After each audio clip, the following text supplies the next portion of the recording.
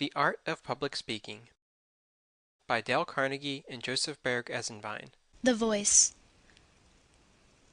Oh, there is something in that voice that reaches the innermost recesses of my spirit. Longfellow. Christus. The dramatic critic of the London Times once declared that acting is 9/10 voice work. Leaving the message aside, the same may justly be said of public speaking. A rich, correctly used voice is the greatest physical factor of persuasiveness and power, often overtopping the effects of reason.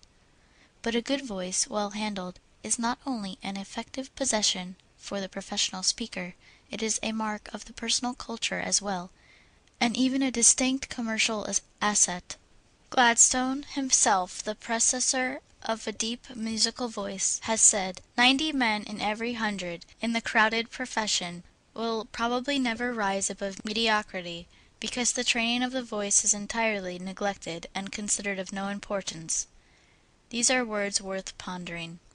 There are 3 fundamental requisites for a good voice. 1. Ease. Signor Bonci, of the Metropolitan Opera Company, says that the secret of good voice is relaxation. And this is true, for relaxation is the basis of ease. The airwaves that produce voice result in a different kind of tone when striking against relaxed muscles than when striking constricted muscles. Try this for yourself.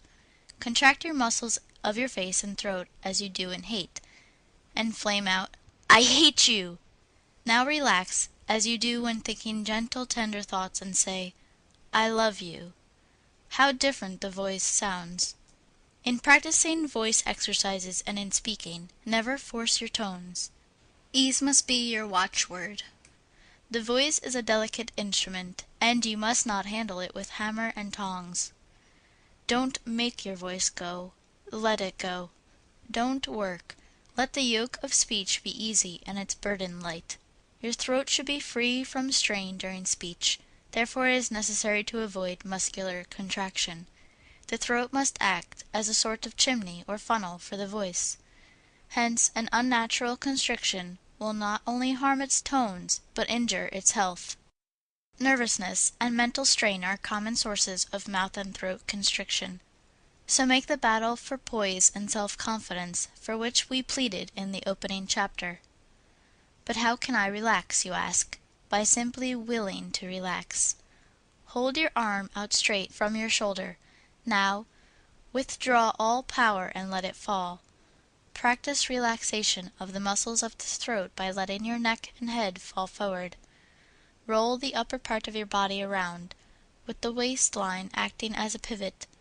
Let your head fall and roll around as you shift the torso to different positions. Do not force your head around, simply relax your neck and let gravity pull it around as your body moves. Again, let your head fall forward on your breast. Raise your head, letting your jaw hang.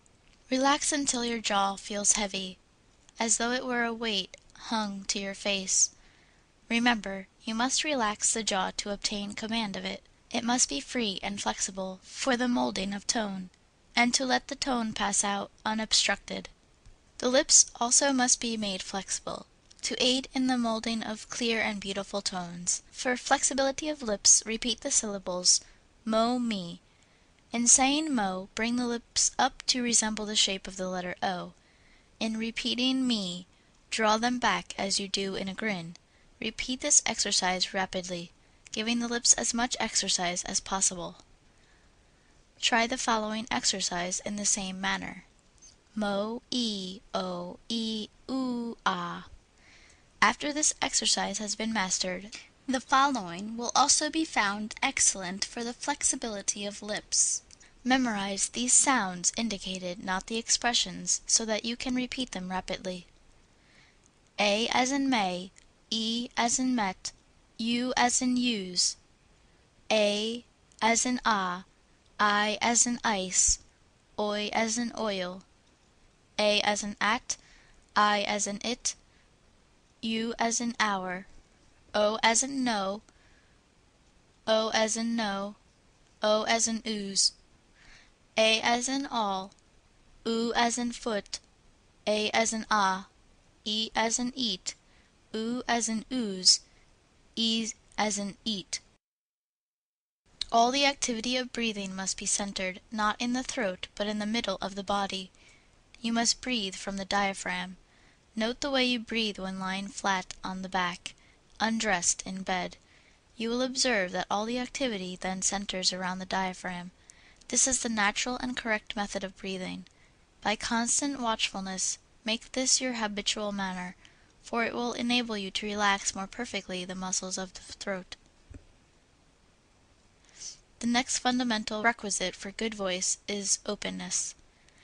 If the muscles of the throat are constricted, the tone passage partially closed, and the mouth kept half shut, how can you expect the tone to come out bright and clear, or even to come out at all? Sound is a series of waves, and if you make a prison of your mouth, holding the jaws and lips rigidly, it will be very difficult for the tone to squeeze through, and even when it does escape, it will lack the force and carrying power. Open your mouth wide, relax all the organs of speech, and let the tone flow out easily. Start to yawn, but instead of yawning, speak while your throat is open. Make this open feeling habitual when speaking. We say make because it is a matter of resolution and of practice. If your vocal organs are healthy, your tone passages may be partially closed by enlarged tonsils, adenoids, or enlarged turbinate bones of the nose. If so, a skilled physician should be consulted. The nose is an important tone passage and should be kept open and free for perfect tones.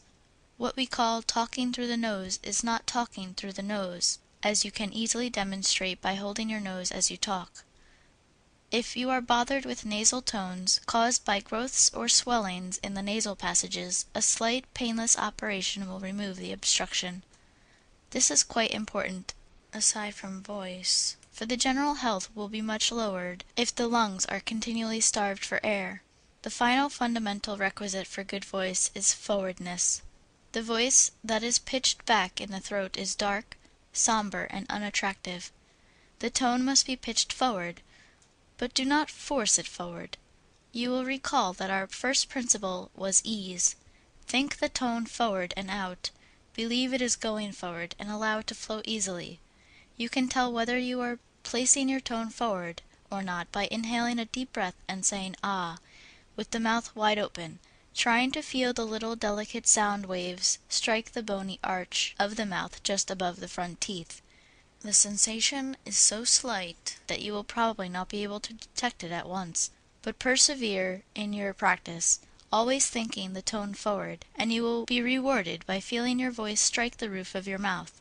A correct forward placing of the tone will do away with the dark, throaty tones that are so unpleasant, inefficient, and harmful to the throat. Close the lips, humming and an. Think the tone forward. Do you feel it strike the lips? Hold the palm of your hand in front of your face and say vigorously, crash, dash, whirl, buzz. Can you feel the forward tones strike against your hand? Practice until you can. Remember, the only way to get your voice forward is to put it forward. How to develop the carrying power of the voice. It is not necessary to speak loudly in order to be heard at a distance. It is necessary only to speak correctly. Edith Wynne Matheson's voice will carry in a whisper throughout a large theater. A paper rustling on the stage of a large auditorium can be heard distinctly in the furthermost seat in the gallery. If you will only use your voice correctly, you will not have much difficulty in being heard. Of course, it is always well to address your speech to the furthest auditors. If they get it, those nearer will have no trouble. But aside from this obvious suggestion, you must observe these laws of voice production. Remember to apply the principles of ease, openness, and forwardness. They are the prime factors in enabling your voice to be heard at a distance. Do not gaze at the floor as you talk. This habit not only gives the speaker an amateurish appearance, but if the head is hung forward the voice will be directed towards the ground instead of floating out over the audience. Voice is a series of air vibrations. To strengthen it, two things are necessary: more air or breath, and more vibration. Breath is the very basis of voice. As a bullet with little powder behind it will not have force and carrying power, so the voice that has little breath behind it will be weak. Not only will deep breathing, breathing from the diaphragm, give the voice a better support, but it will make it a stronger resonance by improving the general health. Usually, ill health means a weak voice, while abundant physical vitality is shown through a strong, vibrant voice. Therefore, anything that improves the general vitality is an excellent voice strengthener, provided you use the voice properly. Authorities differ on most of the rules of hygiene, but on one point they all agree: vitality and longevity are increased by deep breathing. Practice this until it becomes second nature. Whenever you are speaking, take in deep breaths, but in such a manner that the inhalations will be silent. Do not try to speak too long without renewing your breath. Nature cares for this pretty well unconsciously in conversation, and she will do the same for you in platform speaking if you do not interfere with her premonitions. A certain very successful speaker developed voice carrying power by running across country, practicing his speech as he went. The vigorous exercise forced him to take deep breaths, and developed lung power. A hard-fought basketball or tennis game is an efficient way of practicing deep breathing. When these methods are not convenient, we recommend the following. Place your hands at your sides on the waistline. By trying to encompass your waist with your fingers and thumb, force all the air out of your lungs. Take a deep breath. Remember, all the activity is to be centered in the middle of the body. Do not raise your shoulders. As the breath is taken, your hands will be forced out. Repeat the exercise, placing your hands on the small of the back and forcing them out as you inhale. Many methods for deep breathing have been given by various authorities. Get the air into your lungs. That is the important thing. The body acts as a sounding board for the voice, just as the body of the violin acts as a sounding board for its tones. You can increase its vibrations by practice. Place your fingers on your lips and hum the musical scale, thinking and placing the voice forward on the lips. Do you feel the lips vibrate? After a little practice they will vibrate, giving a tickling sensation. Repeat this exercise, throwing the humming sound into the nose.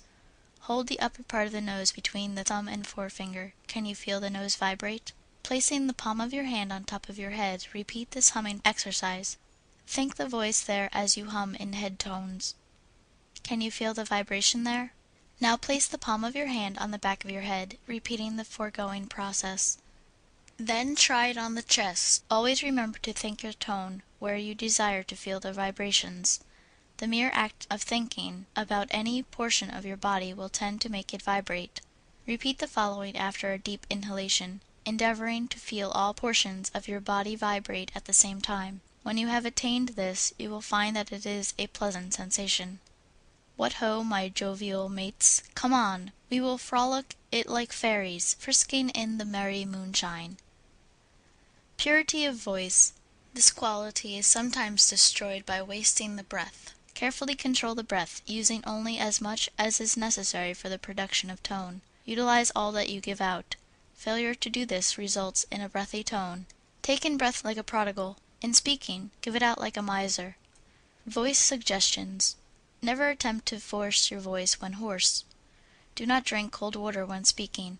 The sudden shock to the heated organs of speech will injure the voice. Avoid pitching your voice too high. It will make it raspy. This is a common fault. When you find your voice is too high a range, lower it. Do not wait until you get to the platform to try this. Practice it in your daily conversation. Repeat the alphabet beginning A on the lowest scale possible and going up a note on each succeeding letter, for the development of range.